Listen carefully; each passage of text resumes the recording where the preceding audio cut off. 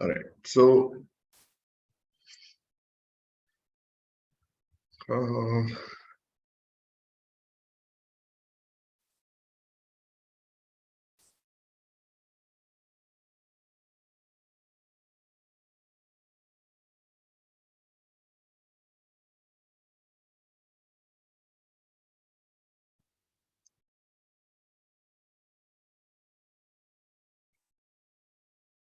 right. So let me take a situation with some data that we have that we're running a link query on. Let's assume we have a few records, few objects. The link query would run sufficiently fast. Okay. But what if we increase the number of objects that we have? And we have a very large number of objects on which we are writing a link query. So currently the way in which our query is working, one record at a time. It's like loops through one record at a time, picks up that and gives you the values. So what would happen is as your number of records keep getting larger, your query, sort of really slows down because you're looping through those many objects one after the other and picking it up. What you can think of doing is you can think of speeding up your query is if you can run this query on multiple threads. Okay. So by running it on multiple threads, you would drastically reduce the amount of time that your query takes. So I'll keep it a small number to keep it manageable. So assuming there are 100 records. And if I created now 2 threads,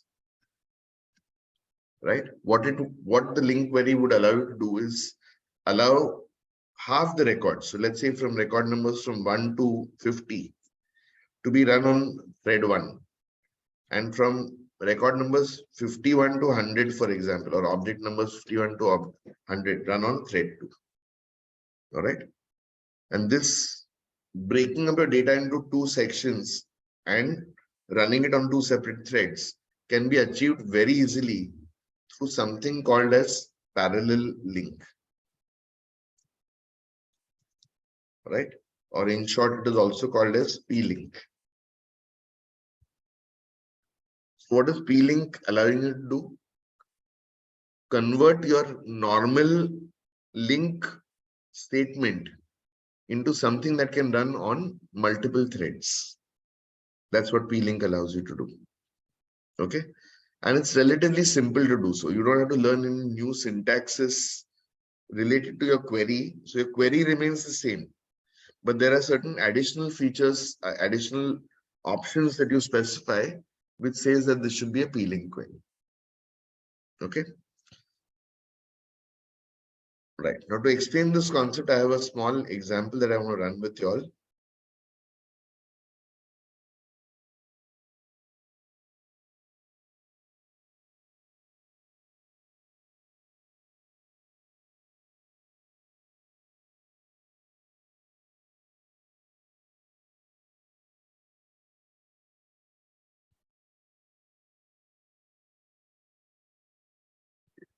Give me a minute while I open that project.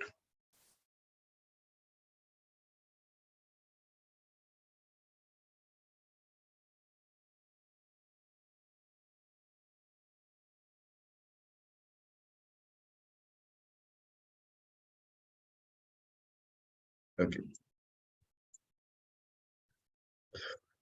So just consider the data that I've added firstly. So far, I've been calling addrex. Instead of calling addrex, I'm calling addrex2. And look at what addrex2 is doing. All that it's doing is what?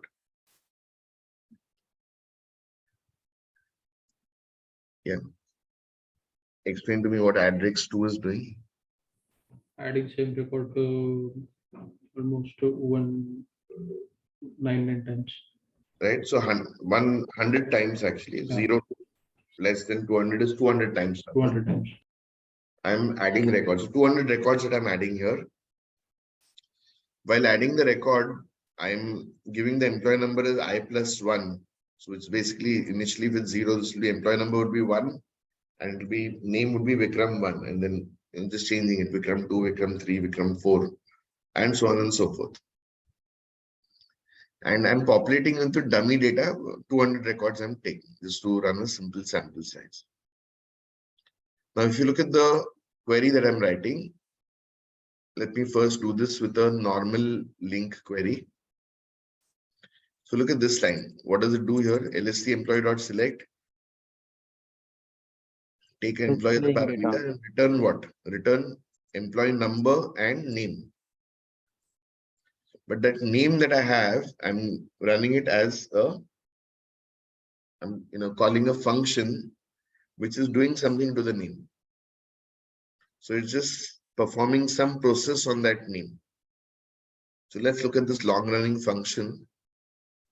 So essentially I'm returning the uppercase of that name. Whatever name that I'm passing, I'm converting into uppercase and returning it back. But let's assume it was a more complex operation and it took a little time to do this. So to simulate that, I have put in a small delay out here. Thread.sleep of 10 milliseconds. So there's a 10 millisecond delay indicating what? That 10 milliseconds are indicating what? That there is some code that is actually running out in that time. Okay. Are we clear on this query, what it's doing? Basically returning the employee number and name in capitals. That's what it's doing. Questions, if any, about the query?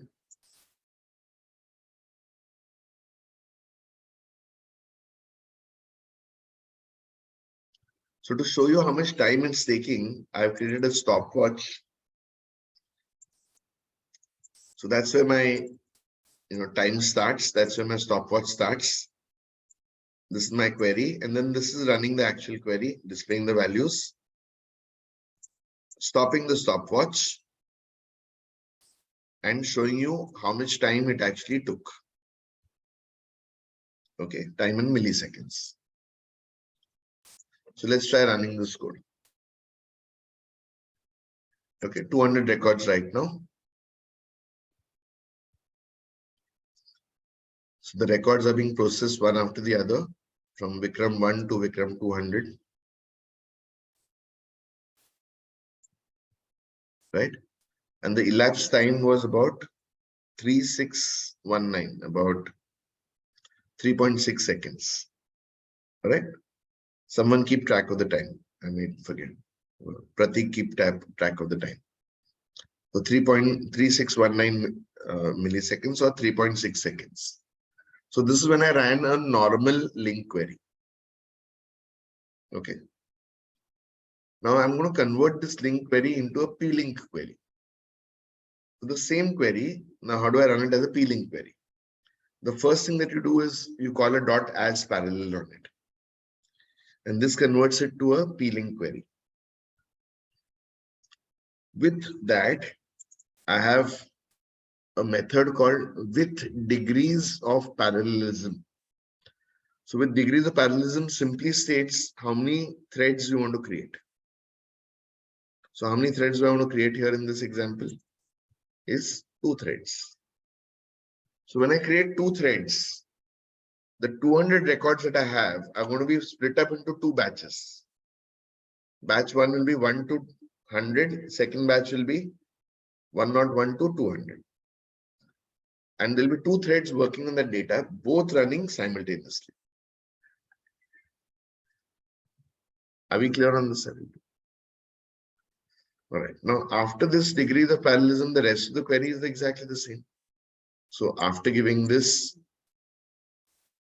look at the next section. This is the same query as what I've written on top.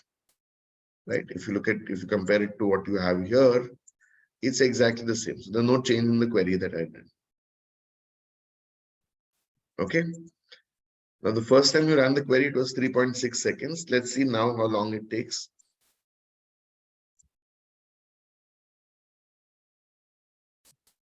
Right? So it was about 1.7 seconds. So roughly half. Right? So it's not an exact number. There would be, when you run the code at different times, there might be other processes running in the background which are taking time and so on and so forth. Right? But roughly half is what it took. because we ran it on 2 threads. Now, have you noticed anything different in the way in which the records ran? Can you figure out So what is one the from difference? each thread Yes, at sir, a two time. sequences. Yeah, so it has created 2 batches from 1 to 100 and 101 to 200. And now both are running parallelly. Are we getting it? So if you look at this, this is one thread running. 1, 2, 3, 4, 5. And this is the other thread running, starting from 101, 102, so on and so forth. Okay? So that's the change that we had. What if I, instead of 2, I made this 4, for example? So what are the value then? 1.6 something seconds. You know, 1.69. 1.7 1.769. 1.7 seconds. Okay. So check this out. Oh, it took a little longer, 1.2 seconds. So which is not actually half of that, but let me run this one more time. Maybe it might be a little quicker. Right? So about 1.0 something seconds. Let me try again. It might, generally when I run it, it's a little quicker. Well, okay, 1 point something seconds, which is roughly half of 1.7 seconds. I mean, 1.7 seconds, half of that will be 0.85, seconds, but this is little more than that. There'll be a little extra time taken for your, switching between a thread and, creating overhead of creating the thread. That also would take time. Look at the data on top. How is it taking it? Can you figure out a pattern out here? Yeah, What is it's split into 4 parts, like 1 to 50, and then 50 to Correct. 100. Correct. So it's got 4 parts, 1 to 50, 51 to 100, 101 to 150, 151 to 200, and then it's running it in parallel, right? And then you can increase the number of threads. So that was about 1.049 it was. Okay. Let's try making it 8 and then roughly half again, whatever. So 0.64, right? It's not exactly half, but it's reducing it by a substantial number. And this would be now 8 sets that are created of 25 each, right? Here, 8 sets of 25 each. Sorry, I took one extra one.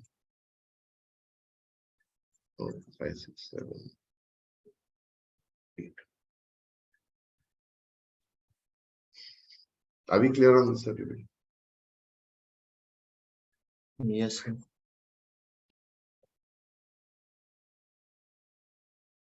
All right. Now, it doesn't make sense to give this a very high number.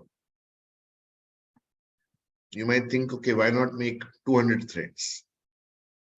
Why should we not make it a very arbitrarily very high number? Switching between threads will take more time. Correct. So creating a thread is an overhead, right? If you have got only, let's say, 4 processors, then even if you create 8 threads, those 8 threads are still running on 4 processors. Correct? So beyond 4, you're not getting really any major time. There would be a little bit of a time gap, but then you're actually depleting system resources, you're creating so many threads, you're having, an overhead of switching between threads. All of those issues are there. Right? 1 second.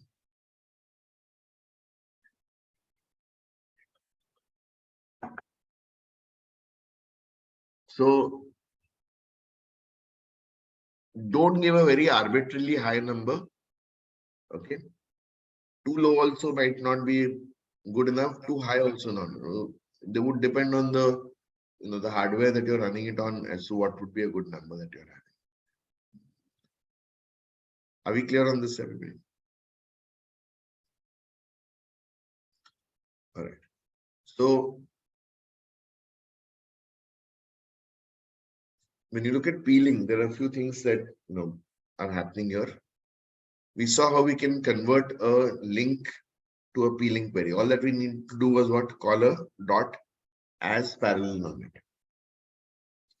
Now we have seen before that there are, you can write a link query can be fairly long query, right? A dot so and so, dot so and so, dot so and so, dot so and so, dot so and so, dot so and so, dot so and so. You can have that. And we have said this yesterday that the output of one becomes the input for the second. Right? So whatever first method that you're writing, the output of that method is being treated as the input for the second method, and so on. So what if you want some part of the thing to be run in parallel, but after that to be run sequentially? So in such a case, you could do a dot as sequential. So for example, let's say this query returned an output. This query returned an output. Okay. Now, after returning the output, let's say there was another dot select on it, right? And another dot select on it, right? And so on and so forth. Let's say there was a where and there was a order by and whatnot. And you wanted to run the remaining part of this query in a sequential order. So what you can do here is you can call a dot as sequential and then do the further query. So how would this work now? Up to this part would be in parallel. Then the remaining part of the query would work in sequential. So that's how you could actually try it out with the as sequential. By default, everything is as sequential. If you want to make it in parallel, then you need to call a as parallel. Okay. Second thing, the output that we saw, the values were ordered in what way? One from each set was being taken, right? So if there were two sets, it was 1 and 101, 2 and 102, 3 and 103, and carrying on that way. So this is by default as unordered. Okay, by default it takes it as unordered. And if you want it in the same order that you had, you need to call a dot as ordered. And what dot ordered would do? Let's see the difference. See this, I will just set 2 just to show you how it's working.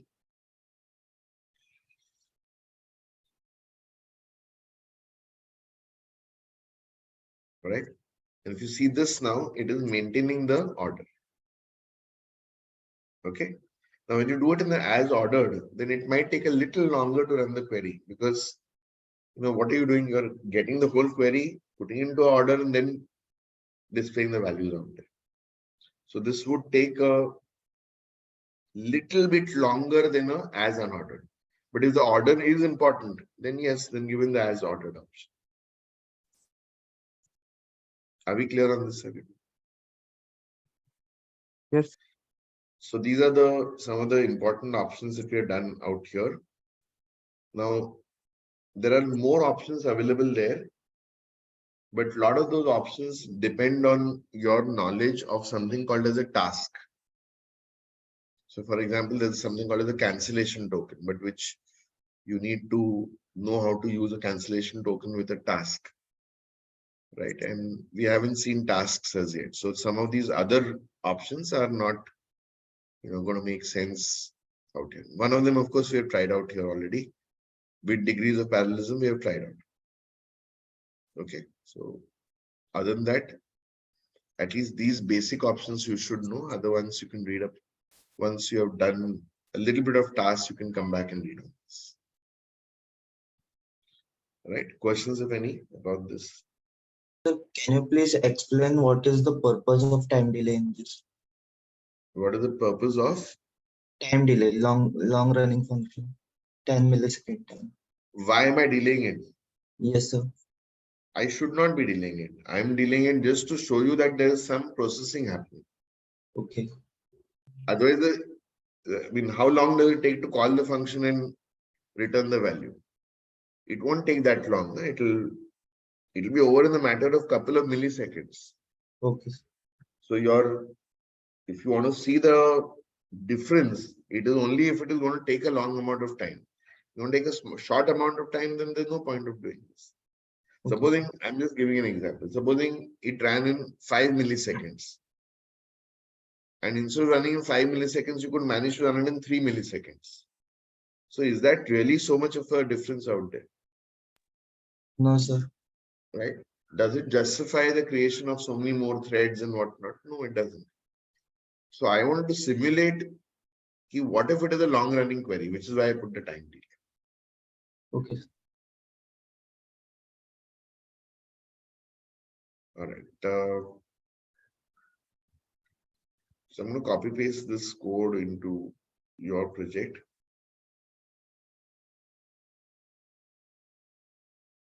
Are we on day 10 today? Yes, sir. It's Yes, day sir. 10. Yes, sir.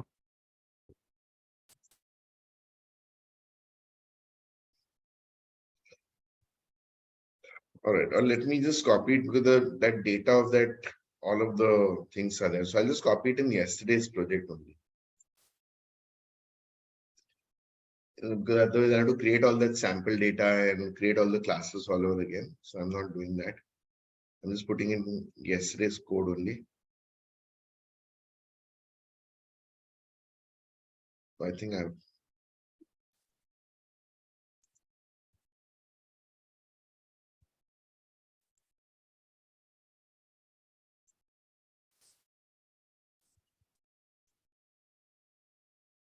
what I've done is by mistake I've added it into your folder. Okay, chalo. You all are done. You all are sorted.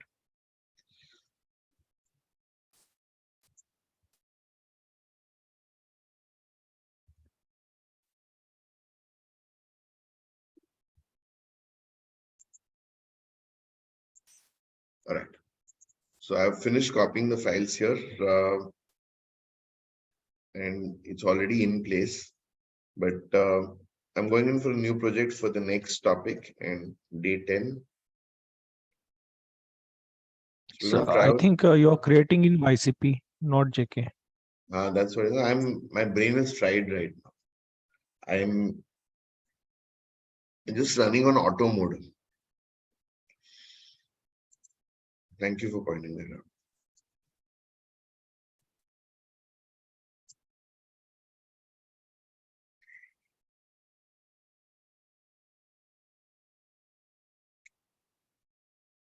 Okay. All right. So what we're going to do next is we're going to run, or we're going to try out a few examples with threading. Now, when you work with threading in .NET, there are three major ways of doing threading in .NET. One is using the system.threading namespace. And you would create an object of the thread class and work with it and whatnot. So which is what we're going to try out immediately right now. The second option, I wanted to be aware of it. We're not going to use it, but you need to just be aware that there is an option that also exists where you can do threading that way. So you can do threading by using delegates. And the delegates have a method called begin invoke and end invoke. So begin invoke actually starts running your code on a separate thread. And then there's also a corresponding end invoke, and I'm not going to get into what they do and how they work. But this code worked only with the .NET framework. It does not work with .NET Core. So it uses a concept called as remoting. Okay. When you use begin invoke, end invoke, it actually is using the remoting infrastructure.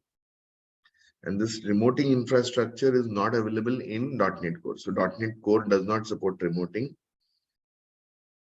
And therefore, you cannot use this in this one. But be aware that you can also create a thread with delegates by calling a delegate.begin invoke. Right?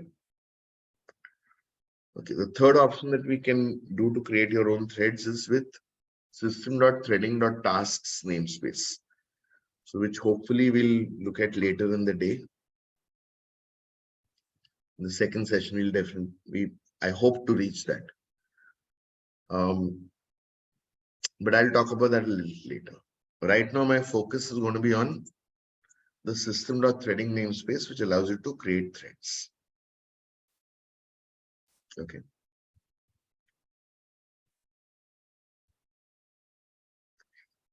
All right. So supposing you had some code that you had written down in the main function. Okay. So the main function, for example, let's say, in the main function,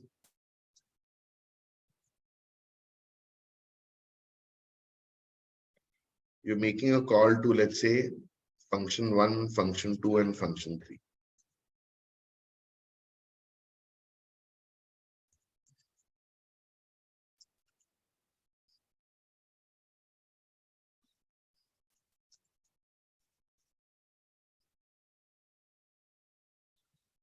Right? So now these 3 functions that you call by default, all these 3 initially, when you run this, all of these 3 are running on the same thread. And these are synchronous in nature. What do I mean by synchronous? When the main thread starts, when you call function 1 will take a certain amount of time to run.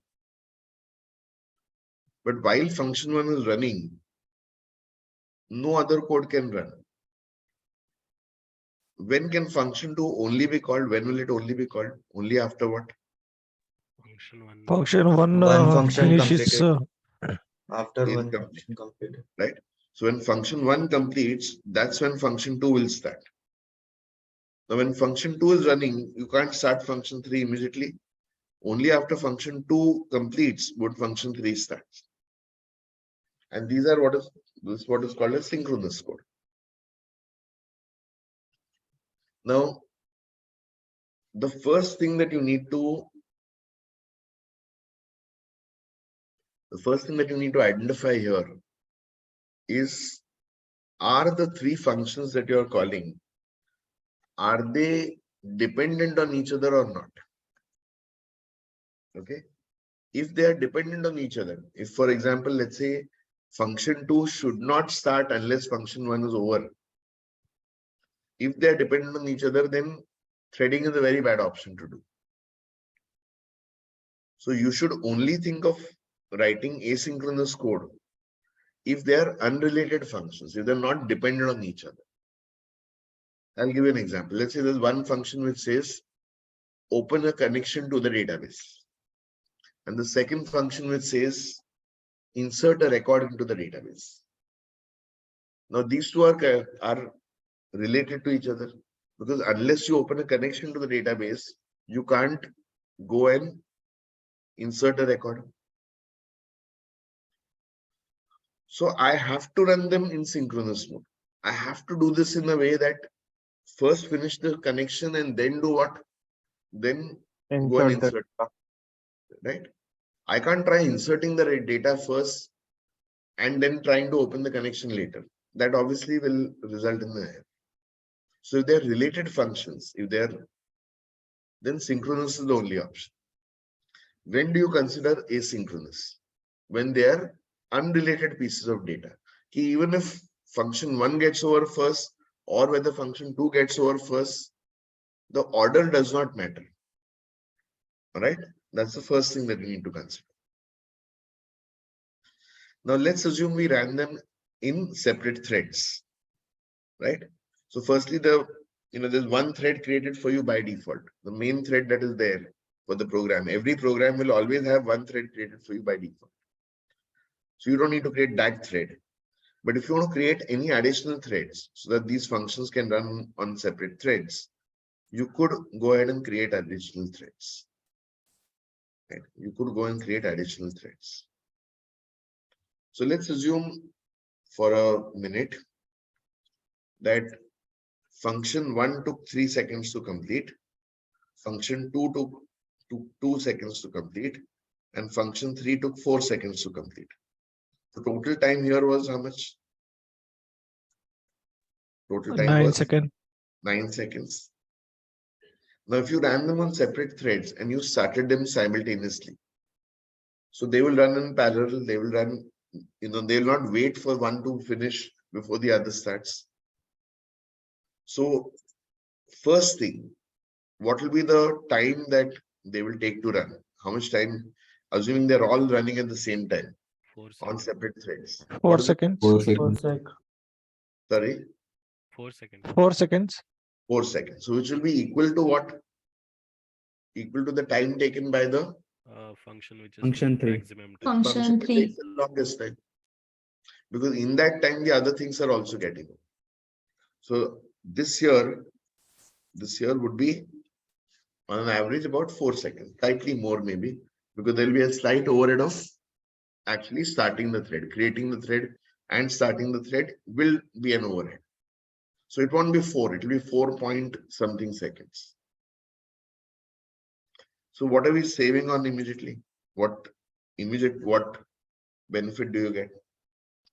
Less time. Time is saved. Secondly, now here function 3 could not have started until function 1 and function 2 are over. So how much time does it have to wait before function 3 starts? 5 5 seconds. seconds. 5 seconds. 5 seconds. But here, how long does it take to, start off? Here in this scenario, assuming each one is running function 1, 2, and 3. How long before the function 3 starts? 0 No, seconds. I said 0 seconds. Starts immediately. Almost immediately. It's not immediately, but almost immediately. There will be a slight overhead of creating the threads. That means the waiting time is also reduced. Execution time reduced definitely, but waiting time also reduced for that function to start. So if there are other functions running, you can immediately start off what you want to do. You don't have to wait for them to finish and then start. So these are the benefits that you get from here, from threading. Are we clear on this, everybody? Yes, sir. Yes, sir. Now consider one more situation. What if you had a single processor to run this code on? So you don't have, 3 threads I'm assuming are running on 3 different processors. But what if you had a single processor to run this thread? Now in this case, only one thread can run at one time. Correct? Yes, sir.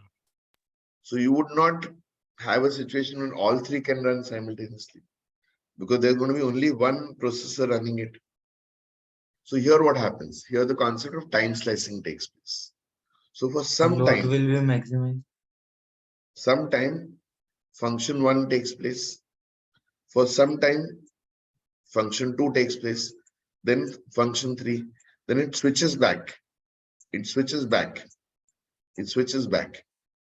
So for example, if I have to, I'm just giving an example. Let's say this function 1 ran for 1 second. Right? Now in between, the control now switches over to function 2. So I'll write it on this side. So this is function 2 now running for 1 second. Then maybe for some time again, it switches over to function 3 for 1 second. It comes back to function 1 for 1 second. Comes back to function 2 for 1 second. Right? Now at this point, function 2 is over. Agree? Sir. Yes, sir. Yep. We said that function 2 took 2 seconds. Right? But function 1 is like 2/3 of the way done. And function 3 is 1/4 of the way done here. So here again, it will go back to what? Function 1. Function 1. The 1, 2, 3, and then back again to function 1. 1. Now function 1 gets over at this point.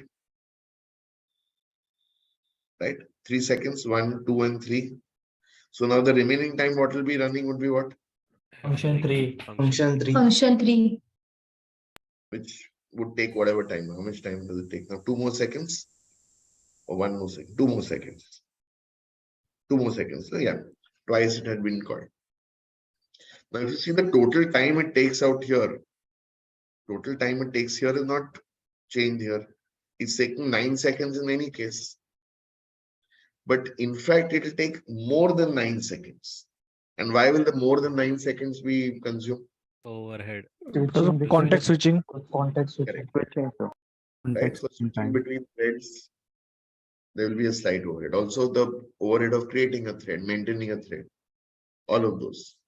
So in this situation, threading may not be useful. Right? Threading would be useful if you are actually having multiple processors to run.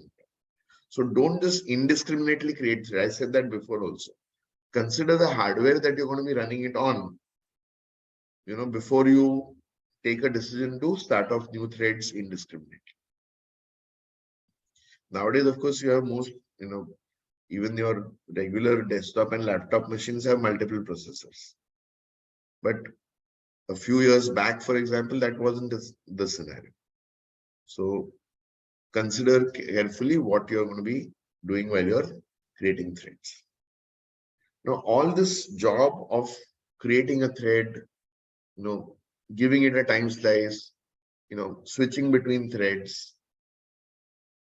Who's doing all this job? Who's going to control all of this? Operating system. The CLR. CLR. Remember, this is managed code, Yes, sir. the .NET code. So who's responsible for running this? We had done this on day one. We had talked about that one of the functions of CLR is what? Is thread management. So thread management is also a function that is handled by the CLR. These are all called as managed threads. What do I mean by managed threads? Why managed threads? Yes. What does the word managed mean? It will have time priority. No, a code run by the You're working with CLR, .NET. What is managed code? a Controlled. code that is Control. run by CLR is a managed code. Correct. I told you on day one, you're having temporary amnesia. I said these are important terms. Moment I say managed code, it means code that is going to be run. This is .NET code that is only going to be run by the CLR. CLR is responsible for all of these functions. And day one, we talked about what are the functions of the CLR, one of which was thread management. Thread management. Right? So you're right that ultimately, operating system is where it's running in from, but managed code is sort of controlled by the CLR. Right? So, Yes, sir. the concept of, for example, an app domain. Now, the operating system doesn't offer you an app domain. But who does the app domain part of it is managed by the CLR. CLR. So these are things that CLR is controlling. So we'll be looking at some code out here a little later. But thing to remember is everything here is being run under the CLR. All right. So what are we going to be doing in our code? We'll not consider all these situations. We'll just be looking at this key. What if, let's say you had different functions and you wanted to call them on separate threads? How can you call them on separate threads? How can you control to a certain extent how the threads to be run? So you can give in, parameters, properties for the thread, how the thread to be run. This is what we're going to see in this session. Are we clear on this, everybody? Yes, Yes. sir. All right. So all these classes that we are working with are in which namespace? System.threading. System.threading. And there is already a global using on system.threading. So you don't need to do a using system.threading, but otherwise, if that global using was not there, then you need to first do a using system.threading before you can write any of this code. Right? Okay, now I'm going to take up some sample code where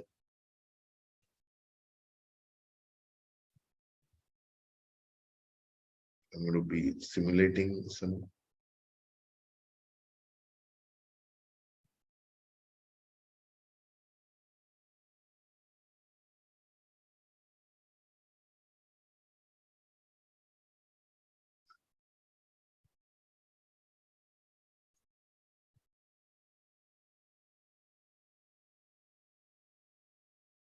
Okay.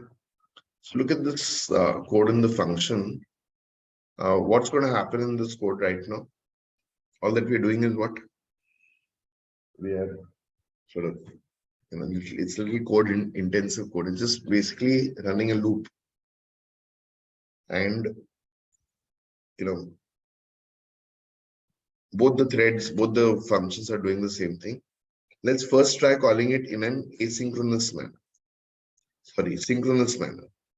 So how would this code run now? If I ran it like this, what will happen now here in this case? They will both run First function will be completed. First simultaneous running. function. First function will run 1 after to the 100 second and then 1 to. Right? So it'll go in sequence unless the first one is finished. The second one will not start. Unless the second one is finished, the rest of the code will not start. Okay. I'm also putting in a console.readline here to indicate what is the readline, what will it do? It will wait for an enter. It will goes to Correct. It will wait for the person to press enter and only then it will end the program. Because I want to see the entire output before I end the program. I wanted to wait and show me the output before the program ends. So this is not using threading. This is a synchronous call. And you would have written down code like this before. So unless the first one is over, second one has not started. So here the first one has got over, only then the second one has started. Only when the second gets over, then the rest of the code runs. Are we clear on this, everybody? All right, Yes, now sir. let's try running this on separate threads and see how this works. So you need to create an object of the thread class. Okay. Okay, now the thread class has different overloads when you're calling the constructor. The simplest one takes a thread start as a parameter. So what is thread start? Let's look at what is thread start.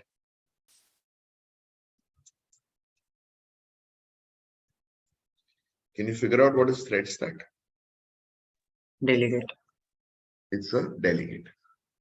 So by looking at itself, you know it's a delegate. And let's see the signature of the delegate. What is the signature here? Can you make out that? Return type is A void. Void. void. And parameter. What no parameters? parameter. No parameters. Sir. This is like action.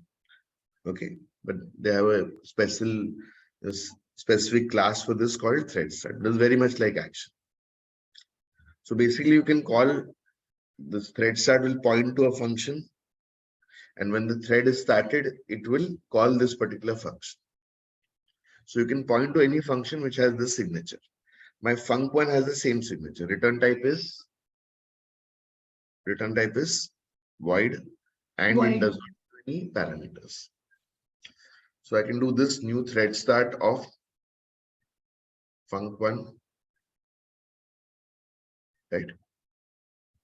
Now I can do this in a simpler manner by directly giving func2, for example.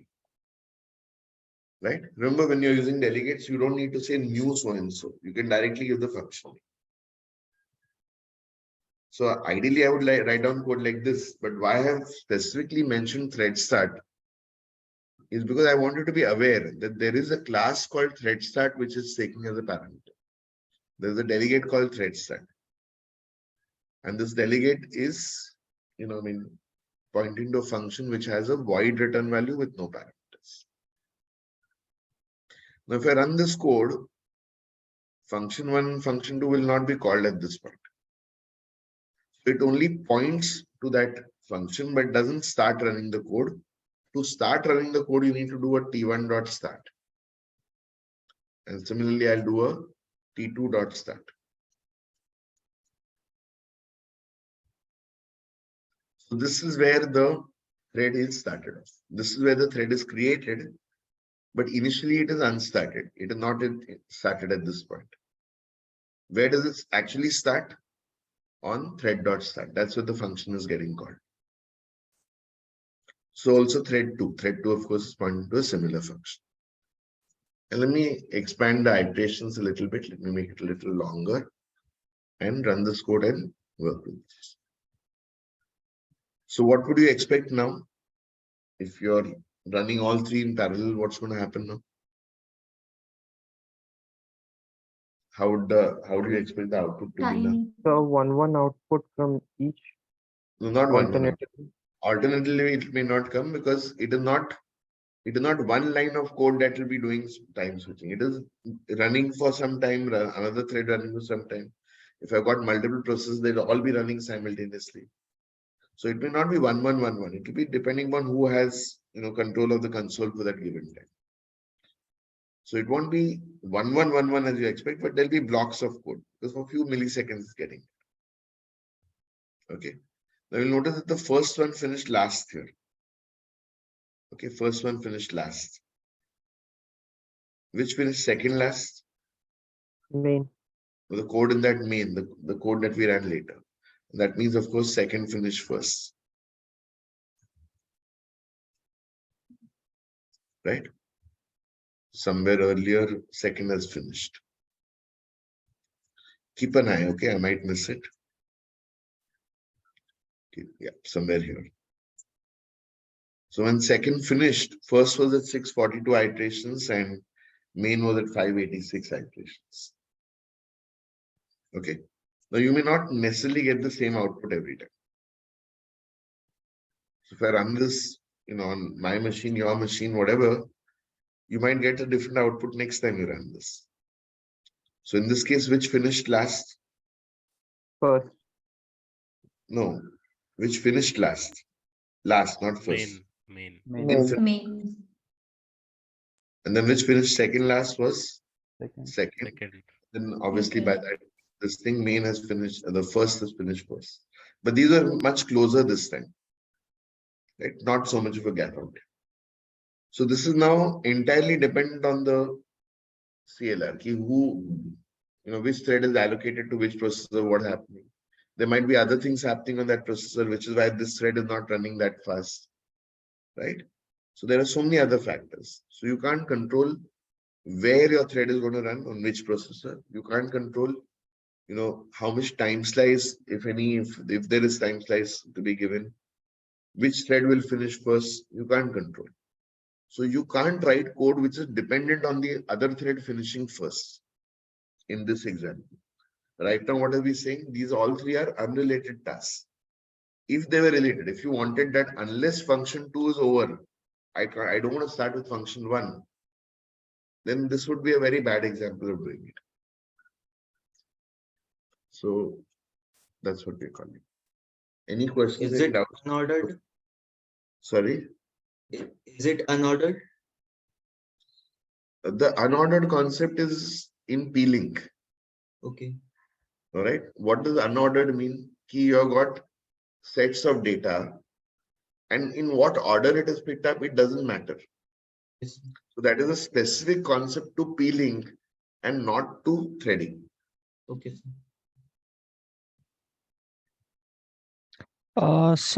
We have created thread for fun1 and fun2, but not for line number 15. So how line number 15 is also. So there is a default thread created. Even if you don't create any thread, one thread is always created. The main thread that is running. So now supposing earlier I wrote the code. Earlier I wrote, synchronous code, right? Function Yes, sir. 1, function 2, and then code after that. So your code still ran. Code was still running on a thread.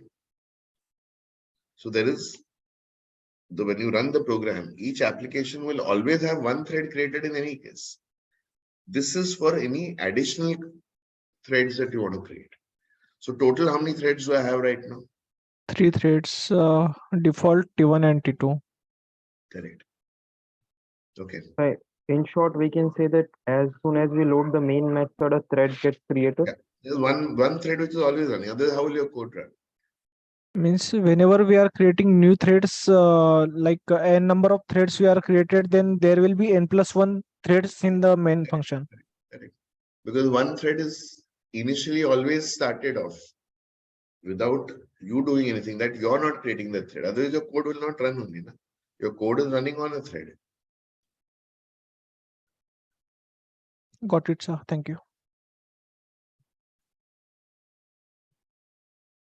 All right.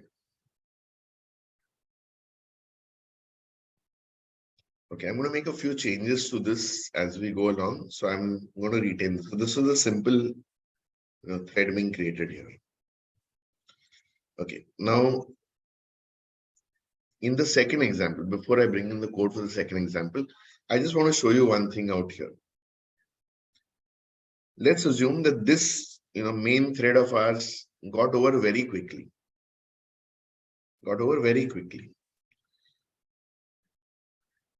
Now I'm commenting out the read line.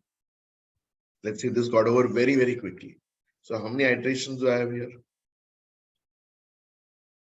Only 10 iterations. 10. Right? But while these 10 iterations got over, this other two threads are running for a long time. I have put in 1,000 iterations out there. So that will take much longer. So let's assume that when it finished the 10, they were only at, let's say, 50. Let's take even they ran fast also. They were at 50, let's say. But now what has happened here? After this code is over, what is this bracket indicating? What is this indicating? End of main function. End of main function. So when main function is over, what happens? Your program ends. So now the main thread is also going to end. So now when the main thread ends, your program is unloaded. When it terminates the main thread, your program also ends. But in the meanwhile, what has happened? Your other two threads are not yet finished. They're still running in the background. They're still running. So now the question is, will it wait for those threads to finish, or will it abruptly terminate? Because now it has finished whatever code it had to do in the main thing. Other threads are running, yes, but now will it wait for them or not? That is the question. And the answer to that question depends on whether the thread that you have created is a foreground thread or a background thread. So what thread am I talking about? I'm talking about this T1 and T2. So whether the main thread waits depends on whether T1 or T2 are foreground or background threads. If it is a foreground thread, then it will wait for it.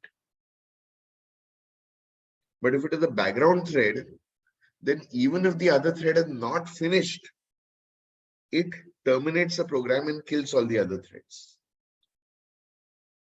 Are you clear on this? On what is happening over here? Yes, sir. Sir, can you please repeat again?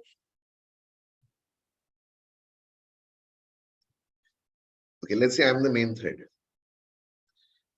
Okay. I tell you, ask a question. So you're in the middle of asking the question. Now my time is over. I end this session. In the meanwhile, you are still not finished asking the question. So now, should I wait for you or should I not wait for you?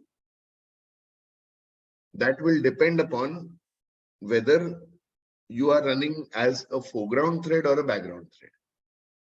If you're a foreground thread, then what will I wait for? I will wait for you to finish whatever you're doing.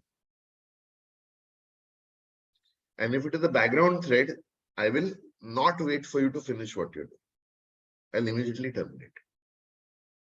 Okay? Understood. Yes, sir. Understood. Yes, sir. All right. So let's run this and see first whether it's foreground or background. So if it is background, what's going to happen? If it is background, what's going to happen? For foreground, the main will end at the last, and for background, No. Don't change the words. I'm not saying main will end at the last. I'm saying main will wait for the other threads to finish. There's a difference between saying will end at the last and will wait for the others to finish. End at the last implies what? that this code will run last. So don't use those words because it changes the meaning of what you're saying. So my question to you is, if it is a background thread, what will happen now? It will not wait. It will not. It will will kill not the threads. Yeah, it will kill the threads in between. In between, it will end that. But if it is a foreground thread, then what will happen? It will wait till It will the wait. It will wait. So I've removed that console.readline because otherwise, what is it doing? When I do console.readline, what is it doing? It waits for the user's response. It will wait for It the, is waiting for that. So I've removed that console.readline. So it's not waiting now. There's no waiting call here. So let's see this. Let's run this and see. So it's still going on. First and second are still going on. It waited for first to get over. And similarly, the second also would have got over somewhere. Second also would have got over somewhere. Alright. Second is how long have I run the second? 1,000 times. Okay. Should have second here. Okay. So second got over much earlier. And main has got over where? Main has got over where? Somewhere here only. At this point only main has got over. So when main got over, where was first? First was at 5. Second was at 110. Are we getting it? But what did it do now? What did it do now? What did main do? Default thread wait to complete the other two functions or the So two what does that threads. tell you? Are T1 and T2 foreground or background threads? foreground. Foreground. foreground, So by default, all threads are Foreground. ground. Foreground. okay. So let's make them the background thread. Now to make them the background thread, before starting the thread, there's a property called isBackground, which you need to set to true. So look at the difference in the code that I have here. What have I done out here on line number 24 and 25? Line number 24, 25, what have I done? Set the isBackground property to true. And again, the same code. The code is the same. And I try running this now. Now what will happen now? As soon as this ends here, what is it doing now? It's killing the threads out there. Are we clear on this, everybody? All right. So main ended here immediately. In the meanwhile, first ran for a short while, second ran for a short while. It didn't end immediately. You see what happened here? Main ended here, but it still got a little chance to run this. So what is this little time to run? This little time to run is the difference between this and this. Between this executing and this executing.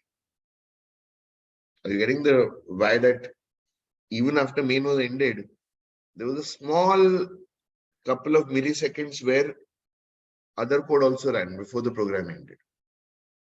You got that? I'll run it one more time in case you missed it. So main ended here, but between main ending and that program actually terminating, there was a little bit more time for it to run other code. Clear on this? Hello, sir. Yes. But there is like, if you see the code on code, there is like on line 32, console write line will be stopped now after if console goes to line number 33, then it will stop console write line now. So how it will load? It will still load in the process. Are you saying that like? Yes, sir? No, what I'm not understanding. What do you mean that it will stop? Means like, sir, if main thread is stopped like at 9 Yeah, but printing 9, it's not stopping on this line, no? It's stopping here. okay, so means console write line is still in process, right? Line number 32 is still process until 35. I'm not getting that. I'm saying this got over. Yeah. Okay. By the time it got to instruction which said that end the program, let's say there was a 1 millisecond difference between this happening and this happening. Yes, sir. That 1 millisecond was enough to run other code for that long. Okay, sir. I get that. you switch off the light, right? You switch off the Yes, sir. light. When you switch off the light, it doesn't, there's no instant this thing. There is a slight, gap between you switching off the button and the light actually going on. Very slight, minute, minuscule difference. So this is what it is. Yes, yes. I mean, it means I thought that like even main ended, other like func 1 and func 2 are still in the load until the line 35. No, I'm just saying that there Yes. was a small delay between ending Yeah, in of that in this delay, func 1 and func 2 are still in the load. Right. Yeah. So one more question. Sir, Yeah. for two threads, can we set few to foreground and few to background? Yeah, Is yeah, it why not? pos- Why not? Why not? Why not? I've done it individually. No? Yes. So by default, what are they? By Foreground. default, Foreground. program. So if you remove this line, number 25, then T1 will be background, but T2 will be foreground. Yes, yes. Or you can set it to true. Instead of true, you make it false if you want. Okay. So that's your background thread. Clear on this, everybody? Questions, if any? So, based on Pratik's question, suppose T1 is in background and T2 is in foreground. Is there a possibility that because it is not waiting for T2, but T2 terminates first and T1 is still going on because it is waiting for T1? That can happen? Yeah, quite possible. They are unrelated, remember? They're in parallel. Yeah. Don't presume one or the other. Anything could happen. All possibilities could take place. T1 might end before T2. T2 might end before T1. That both possibilities exist. Hello, sir. Yes. Sir, if we consider like T2 is in the foreground and T1 is in the background, so main has to wait for T2 to end. Only the foregrounds. So like till then T1 will be running at the background. Yeah. T1 will be running, and then once T2 ends, main says, okay, I've finished. Whoever I had to wait for, I finished waiting. Now, whether T1 has ended or not is immaterial to main now. Main is going to wait for T2. That's it. Whether T1 is finished or not, that is immaterial. Okay, sir. Okay. All right. Are we clear on this? Yes, sir. Okay. I'm going to talk about one more concept here. So when you ran this code, when you ran the first code, could you predict which one will end first, which will end second, which will end third? Could you do that? No. No, sir. Who was deciding that? CLR. TLR. TLR. And also dependent on, supposing you're running it on, let's say there are 3 processors. Let's say T1 was running on the first processor. And the first processor was busy doing some other work also, not our code, some other code. Then also T1 will run slower. Agree or no? I'm Yes, sir. saying if it is assigned to a processor which is already busy doing other tasks, other things, then T1 will naturally get a lesser time slice. Okay. So there are so many other factors which determine what, which code runs first, which code runs fastest. You run this code 5-6 times, you might get up different outputs every time. Okay. But what we can do is we can request the CLR. It's a request. It's not an order. It's a request. We can tell the CLR, please consider this and give this thread a higher priority. So if it gives it a higher priority, if there is a time slice occurring, between 2 threads, then the thread with the higher priority will get a larger time slice. Okay. But there is no guarantee that it will run faster, run first. There's no guarantee. You're just requesting the CLR, if possible, can you give this thread a higher priority because this thread is more important? The function that you're running here is more important.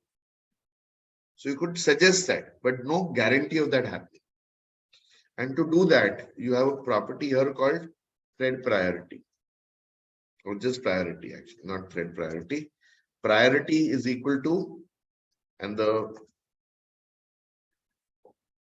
priority is of type thread priority, which is an enum.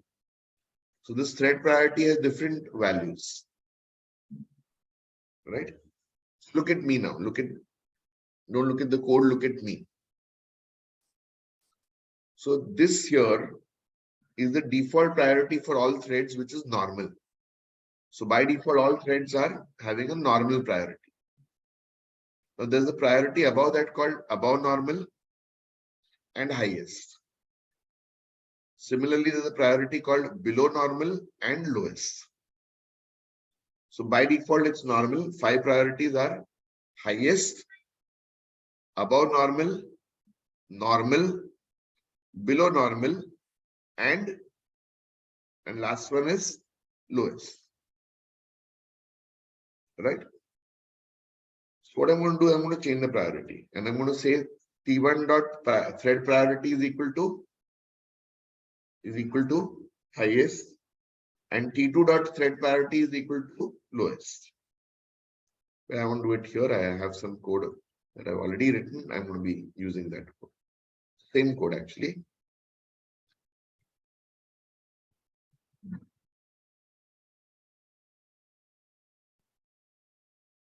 Okay, and let me make that back to 1000 each.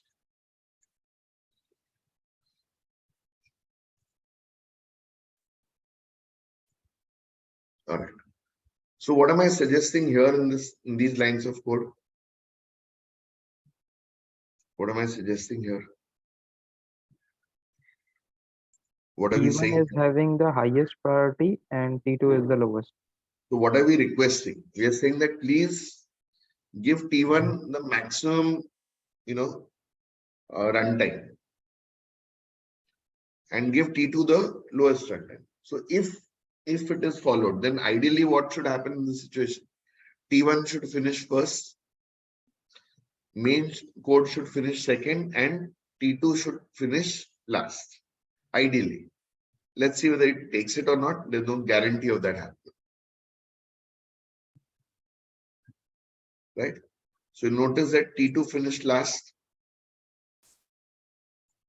All right. Let's go further up the line and see where main and this thing finished. So main finished here. What priority did the main thread have? What priority? In normal. Normal. T1. Normal. Main thread had the normal priority. T1 had highest. T2 had lowest.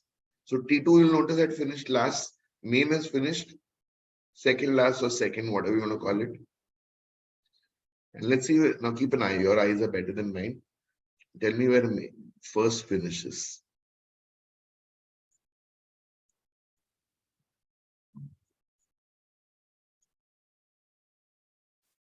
Right. So pretty early in this thing it is finished. Right. I hope you're keeping track. If it scrolls past, I may not notice it. Okay. Quite a lot.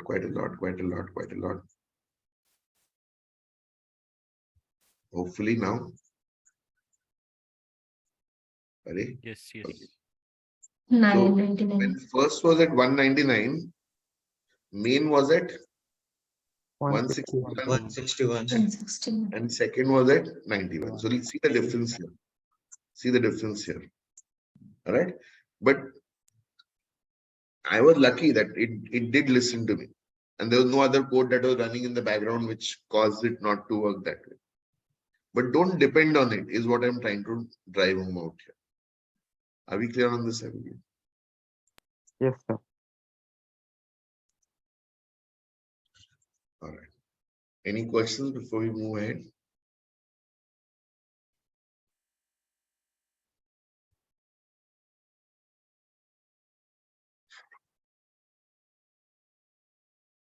Okay. So, from the application point of view, how multi-threading is, in which part will it play the role?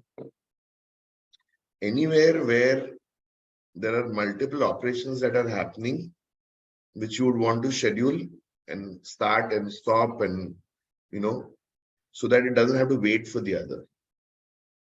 From any code that you're writing, most code that you'll write in here, there will be a scope for writing async code. Something as simple as, let's say, calling a service. Supposing I'm calling a service. What could happen now here? So, have you tried out web services in Java? Yes, sir. Right? So you know what is a service, right? So supposing I'm calling 3 services. First service takes 10 seconds, second service takes 10 seconds, third service takes 10 seconds.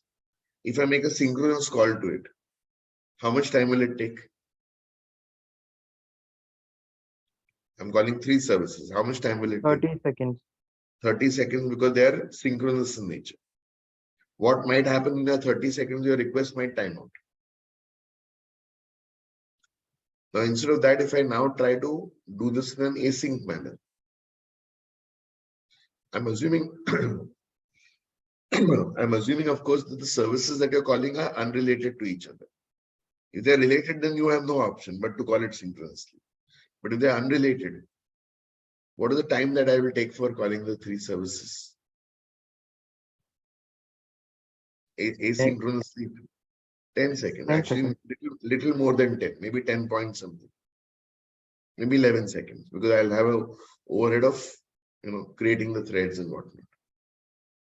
So what have we done out here? Simply, we have drastically cut down code, the execution time.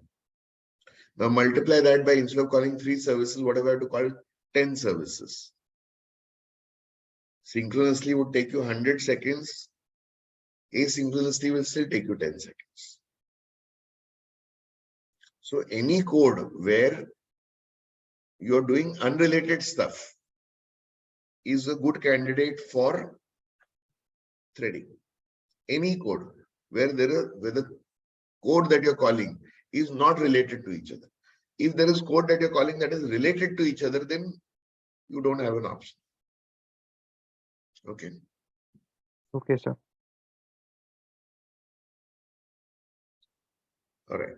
Coming back to this. Okay.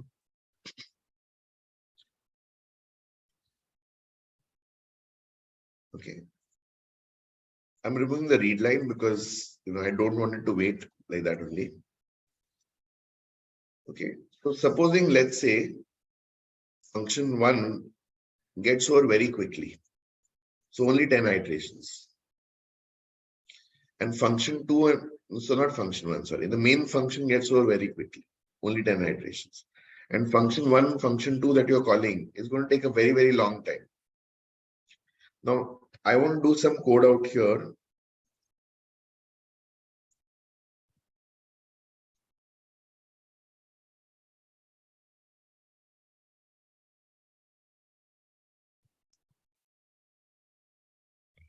That is dependent on function 1 getting over. I'm saying that function 1 should be over, and only then I will get what? Only then I will write this code. Only then this code should be run. Right now, can I be sure that that will be happening? Right now, No, am I sure that line 18 will only run after function 1 is over? no, sir. No. No guarantee of that happening. In fact, very good chance that it will not happen, because here I'm doing what? Only 10 iterations I'm doing. And that has only 1,000 iterations. So this is going to take a long amount of time, more amount of time. But this will finish first. Most probably it will finish first. No? And then it will go into this part of the code. So right now it is not guaranteeing that this will run. For a minute, let me comment out function 2. Function 2 doesn't matter here. Let me just do main and function 1. Okay. And let's try running this code.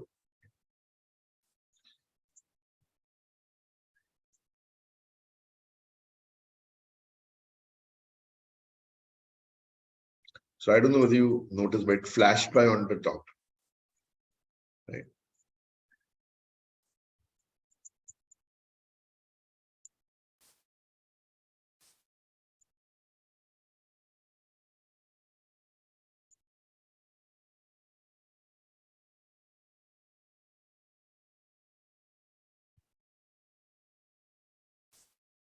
Okay.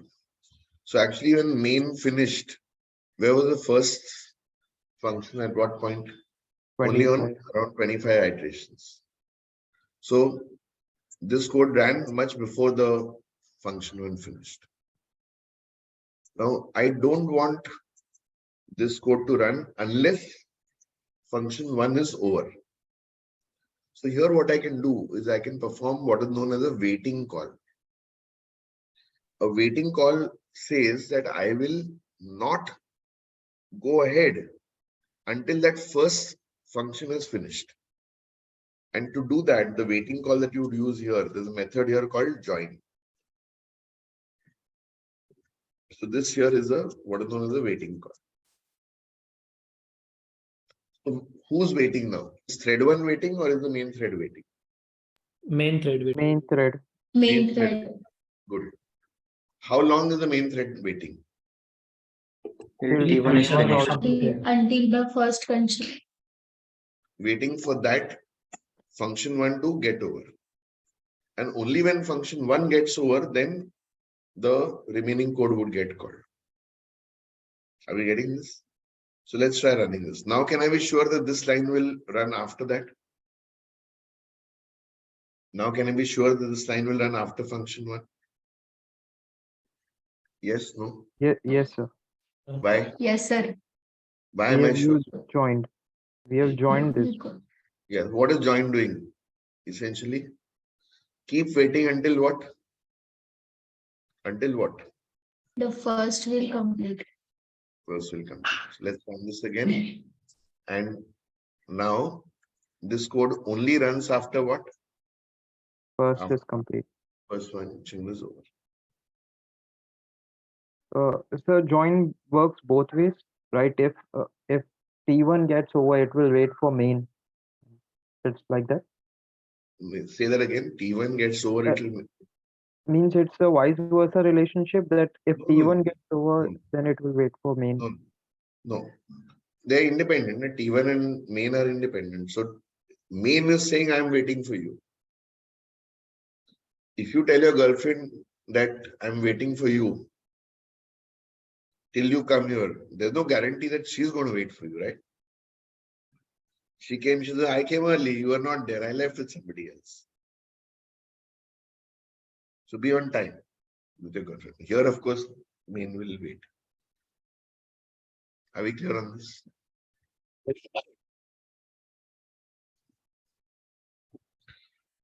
Okay.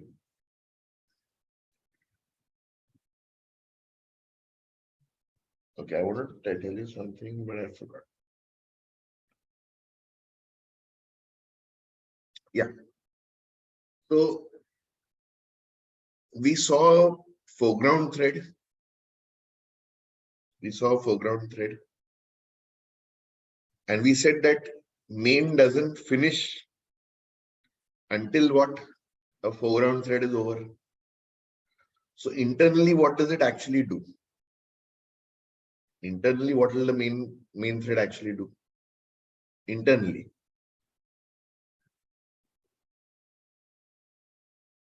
Yes. Waiting call. It'll do a T1 dot join or T2 dot join. So whatever foreground threads are there, internally, they're not writing code for this. I'm saying internally, this is what will be there. Right? If T1 dot is alive, T1 dot join. So what will this do here in this case? This is, or you can actually check for what rather than is alive. What you can check for is T1 dot is background is not true. This is something that will do. Right? If it's not a background thread, then do what? Then do a join for that. So wait for it to finish. But this is internally done. There is no code written like this. I'm just telling you that internally this is what it will actually do for you. Okay.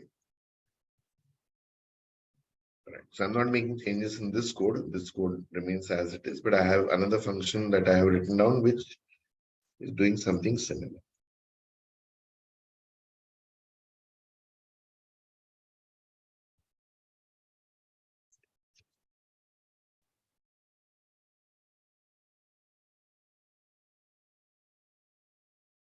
Are we clear on this? Everything? Yes, sir.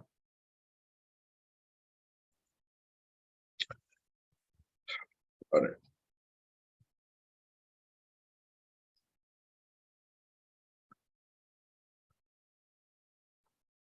Let's try one more concept. Okay. Now tell me what would happen if after starting it, I tried starting it again.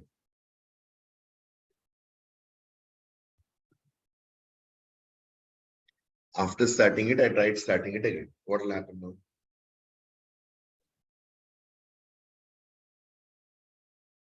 Yes. Line It number may give 11 an error. may give an error. Let's try.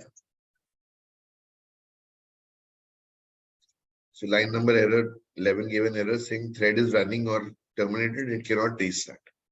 So what is the problem here? That the thread has already been started. Now, what if this code was in the UI where there's a button which says start. There's a button which says start, and the user clicks on the button to start the thread. But before the thread completes, he clicks on start again. So now he's doing what? He's starting it twice. So you'll get this error. So when should you allow him to start it? When should you allow him to start it? When it is not running. When it is not started, for example. And how do you find out whether it is started or not started? How do you know what is the current status? To find out the current We status, can print message. Is alive. no.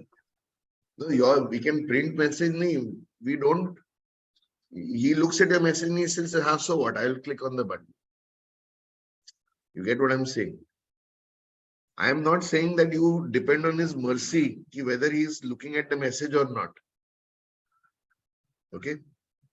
So I am saying that your code should be robust enough to handle different situations, for which you need to know what is known as the thread state. Okay. So thread state is again an enum, which tells you what is the current status of the thread. So let's look at different options here. What is the first option out here? What, when you do line number 7, initially what is the thread state right now? Initial value would be unstart. So when should you do a start? When should you do a start? Only if the thread state is unstarted. Now, once the thread is started, let's say after line number 6, thread state was unstarted. After line number 11, you have started the thread. The thread state changes to running. Thread state changes to running. Now, at some point, the thread finishes execution. Like, for example, let's say it went through all the iterations and finished execution. At that time, the thread state becomes stopped. But it doesn't immediately go from running to stopped. It's like, I give you the example of switching off the button for the light. When you switch off the button for the light, there is a minuscule delay between you switching on the button and the light going off. So what are we doing when we are switching on the button? It's like saying we are requesting the light be switched off. Similarly, when the code is over, between running and stopped, there's another, thread state called stop requested, which is there for a very minuscule amount of time. So between it going from running to stopped, it is no longer running, but it is not yet fully stopped. The thread state is stop requested. Are we clear on this, everybody? But you really will not, if you try writing code for it, you will not really come across this situation because it happens for such a minuscule time that at that moment, if you're checking only, then it will work, but not otherwise. Are you clear on this, everybody? Yeah, questions if any?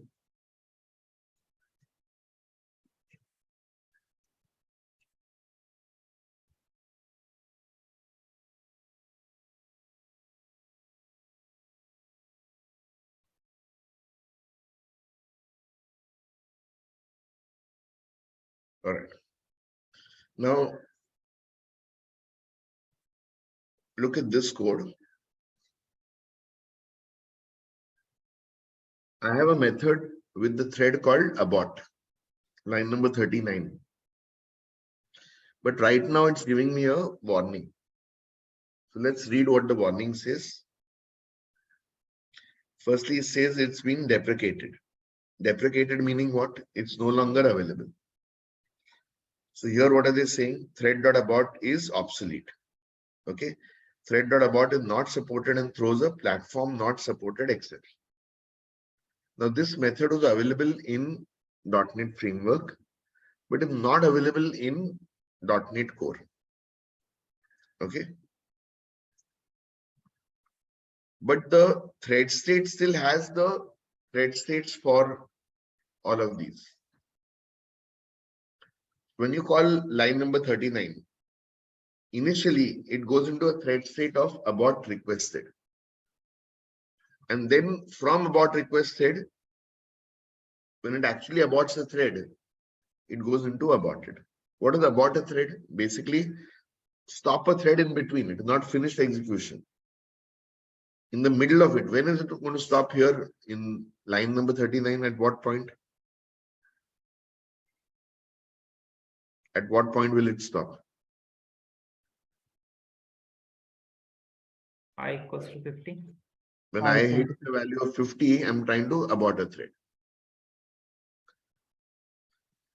Abort doesn't work right now. There are other ways of doing this with something called as cancellation tokens, which we'll learn when we are doing tasks. But for now, we really can't be, using abort. So here, what are we doing in this case? Abort requested and then aborted. Similarly,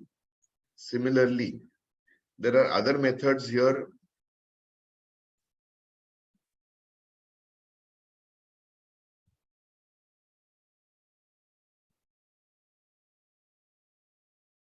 Called T1.suspend and T1.resume.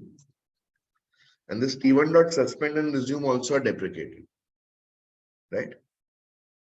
So they're saying that this is not working, it's obsolete. And instead you can use other options of doing this. So I'll show you another way in which you can suspend and resume a thread, right? But this is not working. But the thread state is still there. So when you call suspend, if you call line number 30, if you had called such in the older code, then what is the thread state first?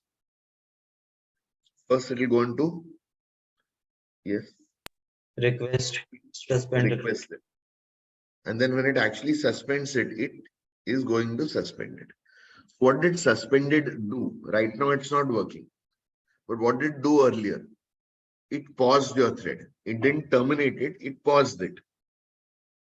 And then later, somewhere later in your code, you could have done line number 31, which is what you could have resumed the thread. So resume will resume from the point where it was suspended. But what can you resume? Which thread can you resume?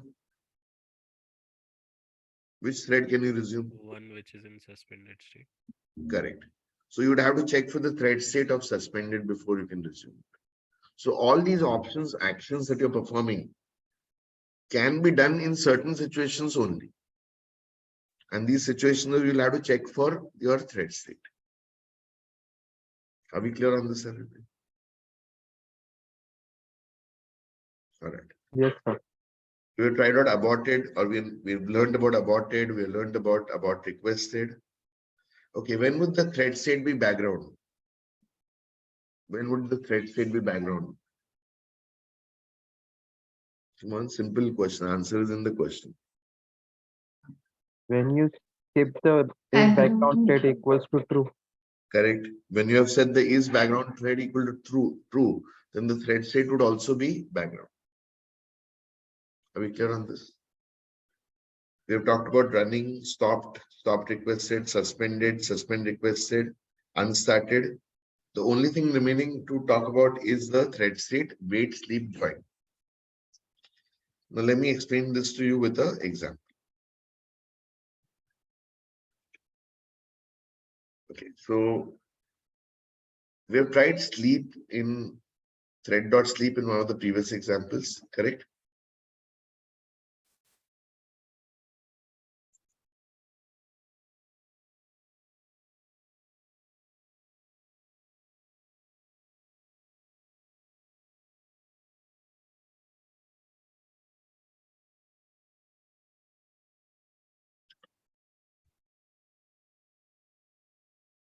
All right, so look at this code of mine. I'm changing it back to, running it only for 10 iterations. And in each of these, I'm putting in a thread.sleep.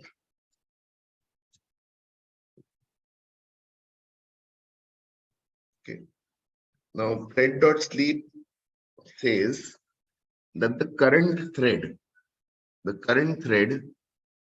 should go into it's like a suspended animation. It's like saying that don't do anything for how long?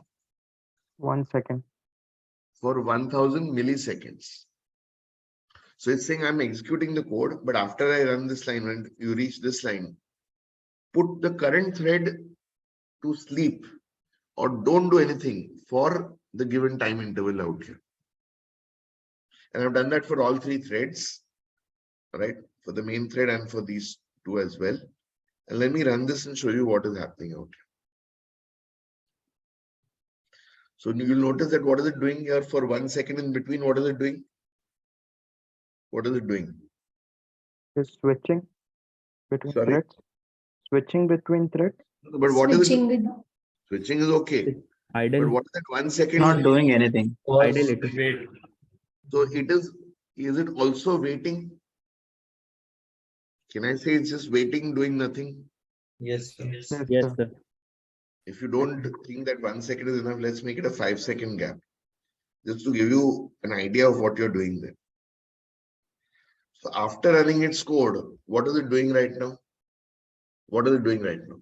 Waiting for 5 Waiting seconds. for 5 Pause minutes, or 5 waiting for seconds. 5 seconds. seconds.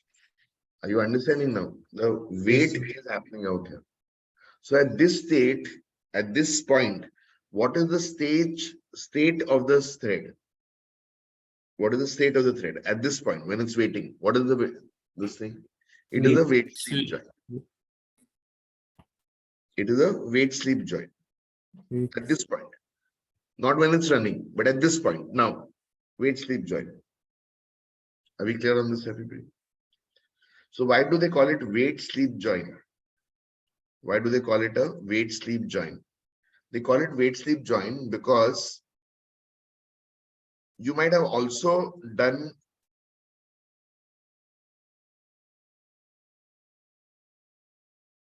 a T1 dot join. What will a T1 dot join do now? What will this one do? What is this call again?